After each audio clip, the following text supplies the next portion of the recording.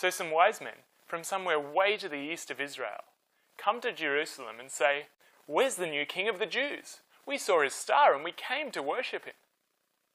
But why would non-Jewish wise men link a star in the sky to a king being born to the Jews? Well, Matthew uses the word Magi when he talks about the wise men, and this probably refers to a caste of Persian priests, possibly followers of Zoroaster. But where would Zoroastrians find prophecies about a Jewish Messiah? The Old Testament records a time when the Assyrians and the Babylonians conquered the Israelites and took them into captivity. And then later on, many of them returned back to Israel. But even during Jesus' time, there were some Jews who hadn't returned to Israel. Historical documents tell us that at the time of Jesus, there were large Jewish centers of learning in Babylon. It's possible that that's where the wise men heard prophecies about Jesus. Another possibility is that the Zoroastrians heard prophecies about Jesus way back in the time of Daniel.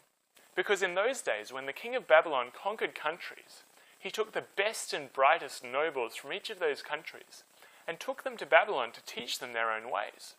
So in Babylon at that time, Daniel and his friends were chosen to be trained up to be the king's officials. And so were people from many other cultures, probably including Persians or Zoroastrians. Maybe it was then that they heard these prophecies.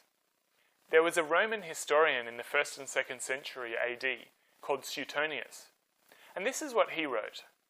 Throughout the whole of the East there had spread an old and persistent belief. Destiny had decreed that at that time men coming forth from Judea would seize power.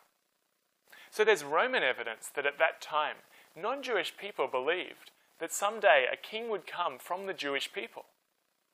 Numbers 24 verse 17 says, "A star will come out of Jacob, a scepter will rise out of Israel."